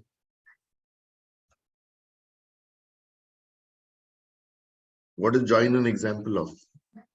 That is also a Waiting. Waiting call. Wait. Now here in this Waiting. case, you're not waiting for a specific time.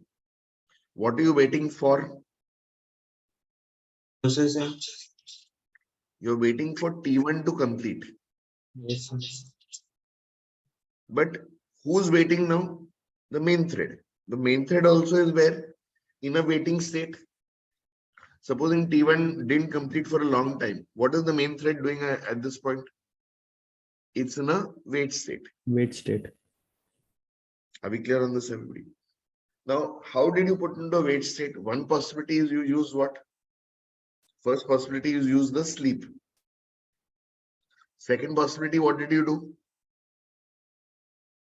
Second possibility, what did we do? We did a join. Join. I have not shown you a third possibility. I have not shown you a third possibility. But the third possibility involves calling a wait. I will show you this code in the next example.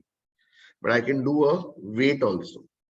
So what are the three ways in which I can wait for something? How is it waiting? Possibilities are either it's a wait, or it's a sleep, Join. or it's a Join. wait, sleep, join. Are we clear on this, everybody?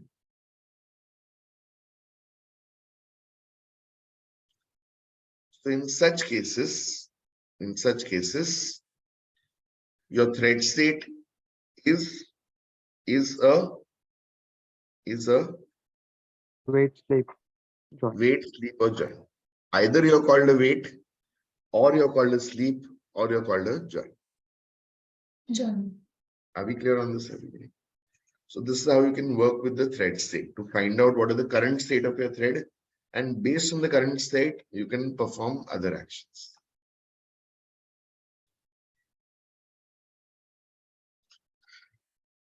All right.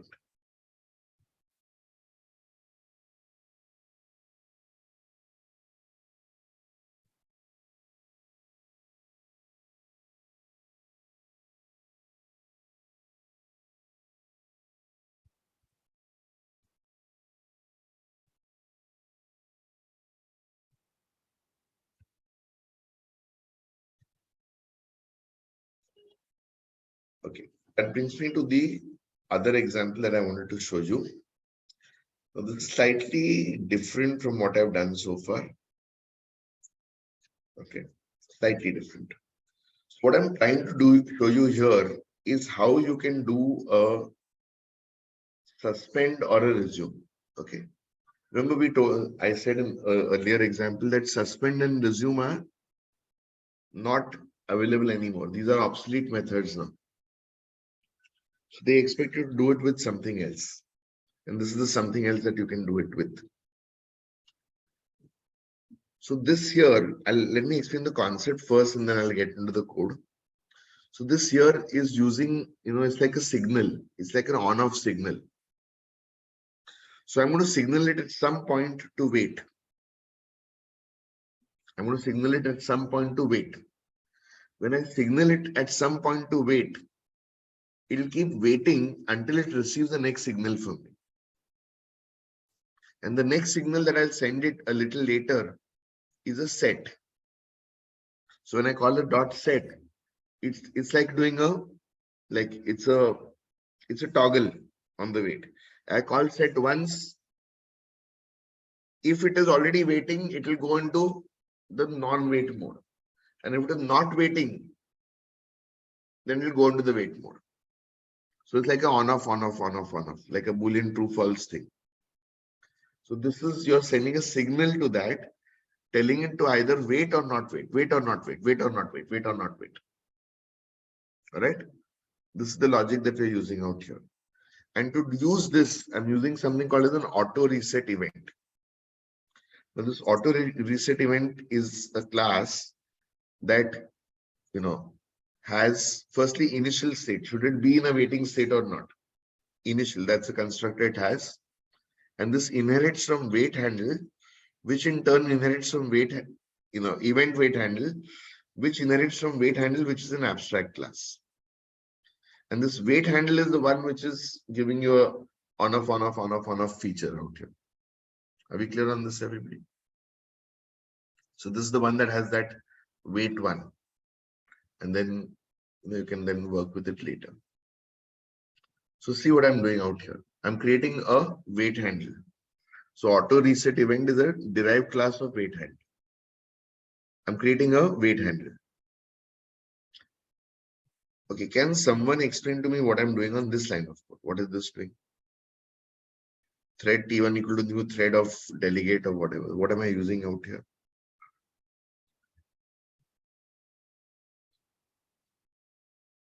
What am I using out here? Anonymous method. Anonymous method. So instead of writing the method outside, instead of calling function1, what am I calling here? What am I calling here? Is the anonymous method. Delegate. I'm calling the anonymous method. Right? Why do we write an anonymous method?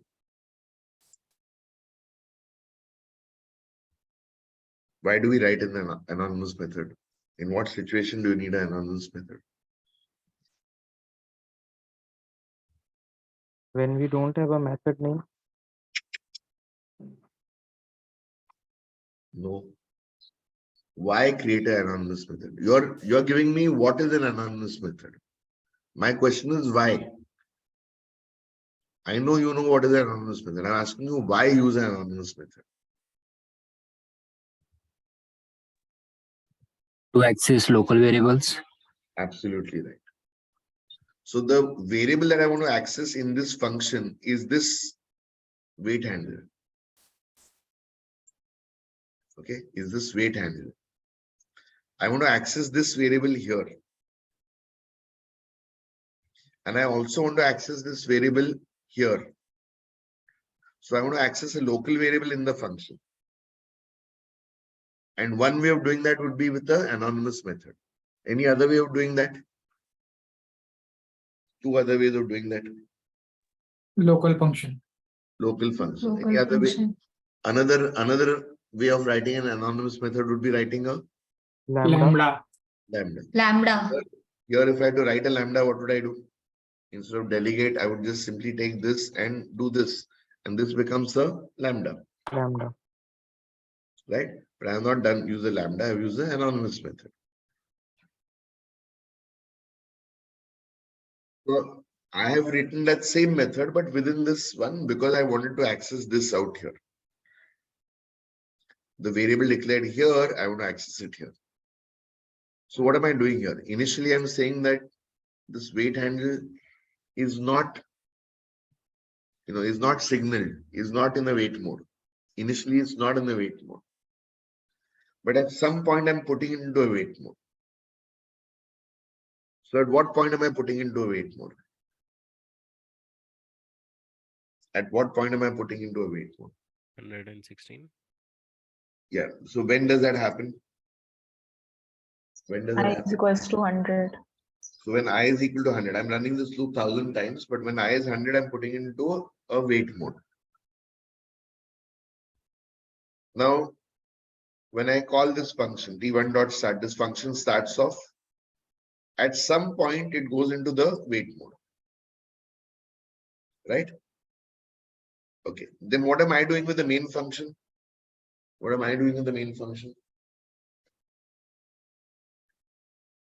What am I doing here with the main function?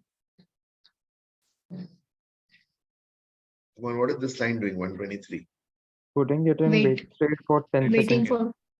Yeah, so I'm putting into a sleep state for 10 seconds. For 10 seconds, I'm not going to do anything. Now, in the meanwhile, what has happened to this code? This is also suspended. This is also suspended. So this is also not doing anything. The main code is also not doing anything for 10 seconds. 10 seconds later, what am I doing? 10 seconds later, what am I doing? Calling wait handle dot set. Now wait handle dot set will do the reverse. Right? Will do the reverse, which is what? What is the reverse now? Currently it is in wait state. What will it do now? Restart that method. Don't put it into wait state. Reverse of wait state. So it is like doing a resume. So this was like doing a suspend. Putting into wait state was like a suspend.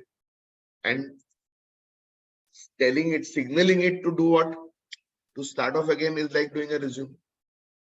So 10 seconds later, what will happen now? This resumes. This resumes. So whatever was waiting now has been resumed. Are we clear on this? Yes, sir. Okay, let me run it once. I will show you what is happening and then we'll discuss the possibilities here.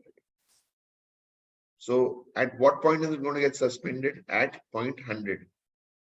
So at 100, what is it doing now? At 100, what is it doing? Waiting for 10 Waiting. seconds. 10 seconds later, what's going to happen? Resume. It will Resume. And, where will it resume from? At what point will it resume from? 101. Waiting at 100, what is it going to resume from? From that same point where you had waited it. So whatever it was initially 100, it's continued from where? 101. 101. And then continued with the rest of the code. Are we clear on this? Yeah. Then continued with the rest of the code and carried on out here.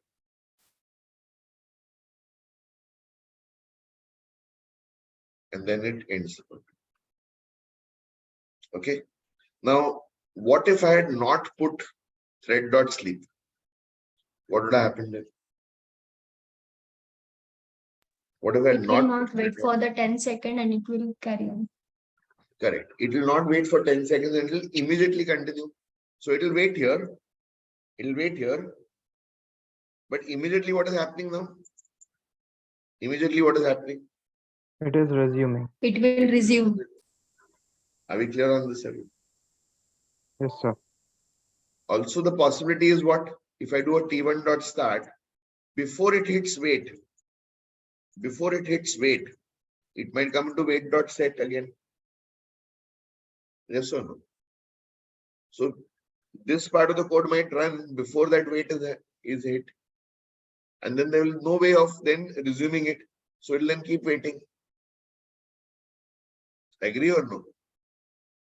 So to make it work correctly, I have put in this delay out here saying that do the set only after 10 seconds. Now this is because I'm working with console applications. If I was working with the UI, I could have had two buttons. One which said what? One which said, click on the button. One button which said what? Wait. Other button which said what? Resume. Resume. And then this code would have gone into the wait. And then this code would have gone into the resume. Are we clear on this? But because I don't have the UI, that's why I'm forced to have this like a roundabout approach. I hate console apps. I don't like console apps at all. I don't dirty black screens you are looking at. UIs are much better, but CDAC says no, don't do Windows forms. You do console app only. And we'll have an introduction to ASP.NET MVC. I tell CDAC, give me 2 months. They said no, you have 2 weeks. Anyway. So this is what we're doing out here in this example. We are trying out a auto reset event which allows you to signal the thread to put it into a wait state and then resume it from there. So here also when you're waiting, while you're waiting, what will be the thread state? What will be the thread state at this point? Wait, sleep, join. Wait, sleep, join. So do you understand now what is wait, sleep, join? Because you might be either calling a wait, or you might be calling a sleep, or you might be calling a join. Join. Clear on this? Questions, if any?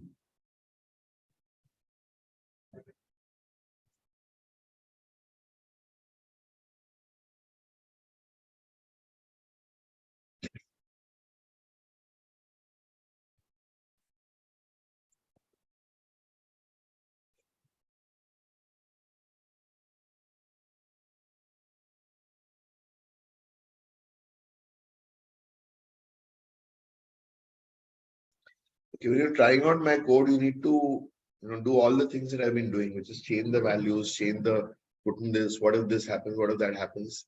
So you have to experiment and try that out yourself as well. Okay, let's come back to this code. Let's say thread T equal to new thread. Now, what have I used here so far? I've used thread start, which took what as a parameter? What did it take as a parameter? What function? Yeah, so what is the signature? What I mentioned? Return type was Void. And parameters? Parameters? No parameter. No parameters. Now, instead of you taking thread start, there's an option by which you could take parameterized thread start. And look at the signature of parameterized thread start. Look at the signature of parameterized thread start.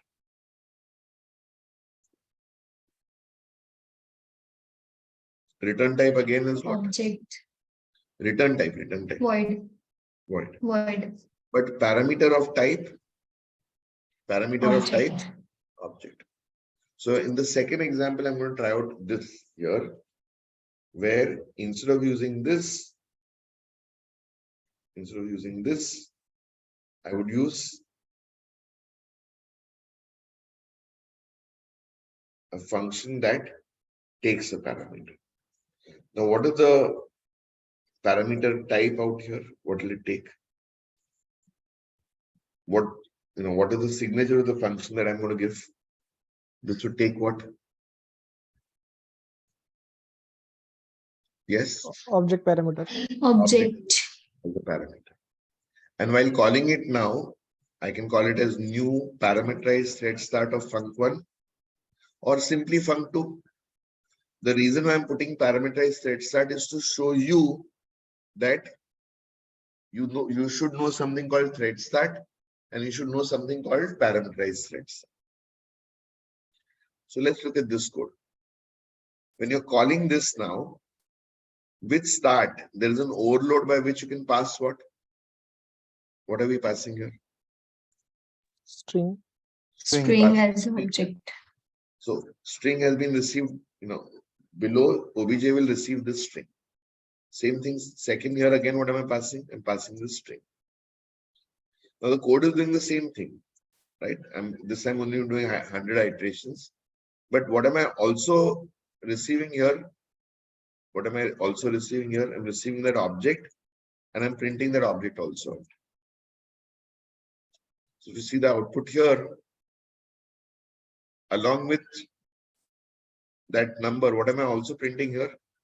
That object, that function. Object.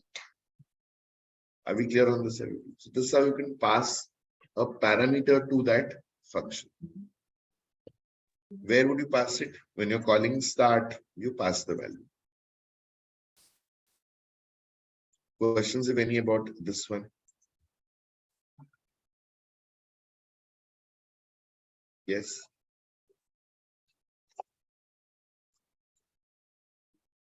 If more than one parameters, then you are going to answer.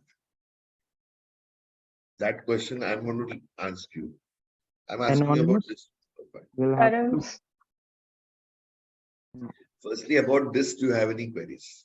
No, about this? So what are the only difference that we had?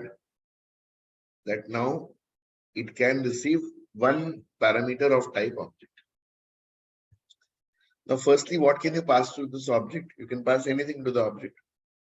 So instead of a string, could I have passed an integer? Yes. Right? Yes. Or could I have passed the, let's say, a decimal value or a Boolean value? Could I have passed any other data type also? Yes, sir. Yes? Okay. Yes, sir. All right. Now, was it Pratik asking that question or someone else? Abhishek, sir. Abhishek. Okay. So Abhi is asking that question.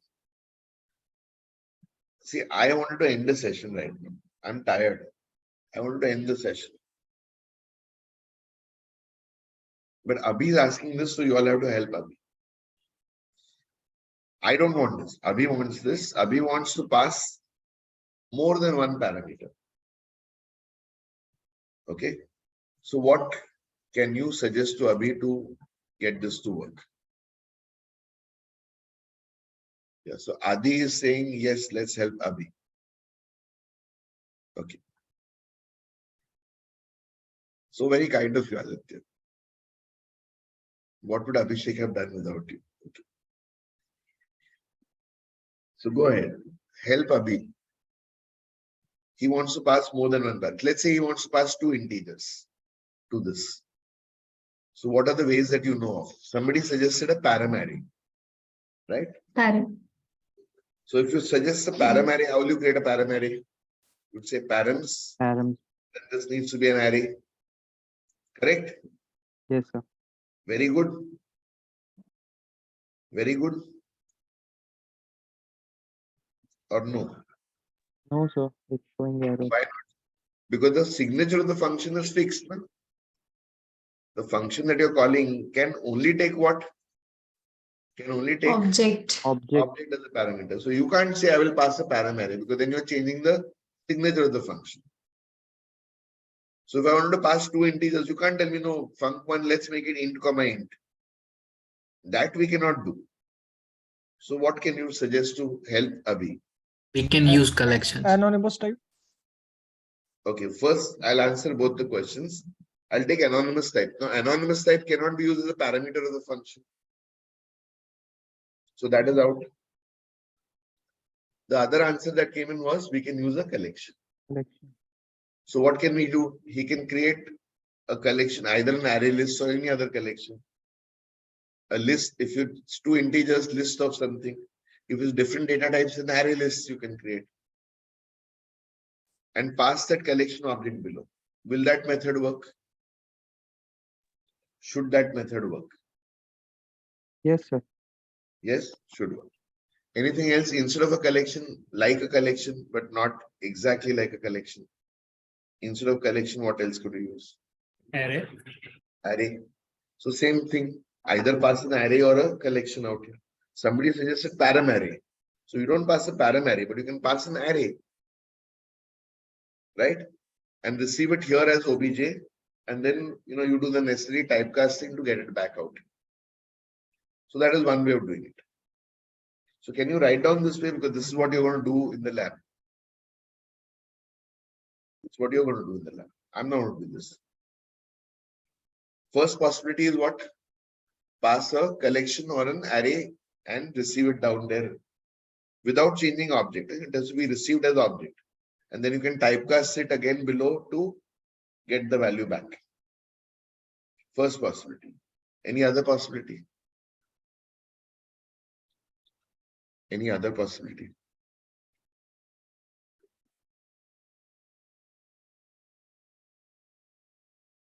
Who gave the answer of collection? Sir, Krunal. Okay, Krunal has given one correct answer. Any other possibilities? Quickly, my time is running out. I didn't have a break between earlier session. This one, I have to at least go to the washroom before my next session starts. Quickly, give me that answer. Come on. What other possibilities can you think of? I've already given you a clue. I've written some code right now, which is an answer.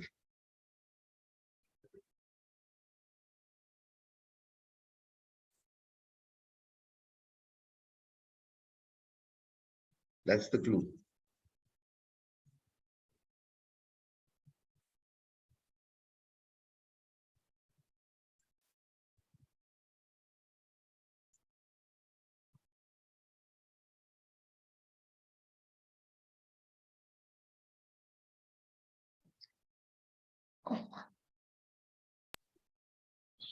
Auto reset event. Nahi darling. Delegate. No. You're just saying delegate. What? Delegate what? Anonymous Anonymous method. delegate. What are we trying to do? We want to declare a variable here. Right? I want to declare a variable here, int a equal to 100 and int b equal to 200, and I want to pass it to my function below. So where have these variables been declared? and local variables. How do I pass local variable to the function? One possibility is what? Yes. You could write the function as an anonymous method or as a local Anonymous method. or as a lambda. And whatever values that you have in the calling code now can be accessed in the function below. Yes or no? Do we know this concept or no? Yes, sir. And we said that we will use this concept later when the situation arises. So the situation has arisen wherein we are saying that we want to access a variable declared in the calling code below. How can you access it below? Simple answer. Make this what? Make this code. Make this code Delegate. as a anonymous method. You know how to make it anonymous or no? What do you Yes, do to sir, make we it know. anonymous? What do you do to make it anonymous? Copy, paste, and replace the word With fun delegate. with Delegate. delegate. Delegate. Anonymous method. Are we clear on this? So this is what you could do. All right. What is the error here? It's saying that it may be nullable. So how do you make it non-nullable? You can, make it object question mark, or what you can do? Or what can you do? Disable the Cross-check nullable right error. click, null. Right? Disable that warning that you get. So this is one way of doing it. Okay, now instead of making it this, what can you also do? You can make it a lambda. For making a lambda, remove the delegate word, remove the object, this thing word, data type, and just do this. So this becomes a lambda. Are we clear on this? Okay. Third possibility is what? Third part possibility is what? What can you do here? This could be a local function.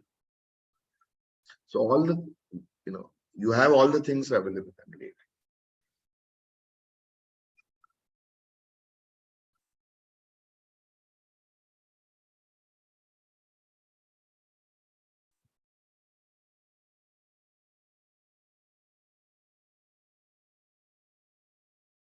All the possibilities are there. You already know what the possibilities are. So implement them. So that is the second way of doing it. I'm already late now. Don't delay me further. Third possibility. What else could you do? What else could you do? It can receive what? It can receive an object. Object. So can it receive the integer? Yes, One sir. integer it can receive. One string it can receive. Yes. Yes. Can it also receive an object of any class? Yes, sir. Yes. Yes, sir. So if you want to pass multiple values, you can create a class that has multiple properties, set those properties and pass the values.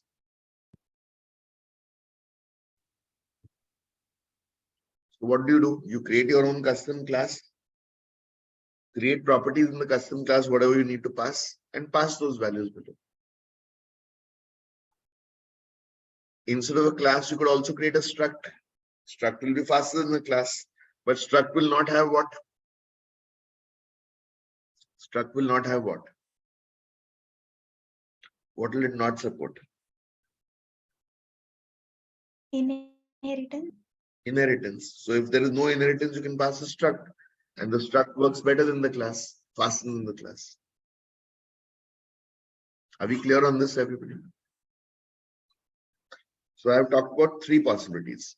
First possibility Krunal gave was pass a collection or array. First answer that he.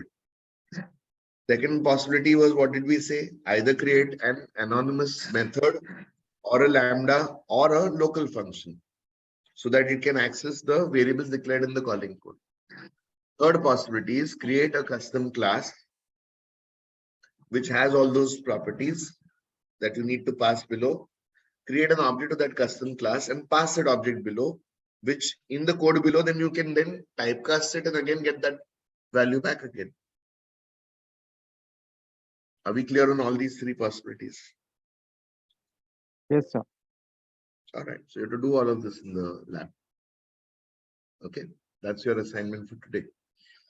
I'm not putting it into words, I'm not putting it out there, but I'm telling you what we've spent now last 15 minutes discussing what we are doing out here. All right.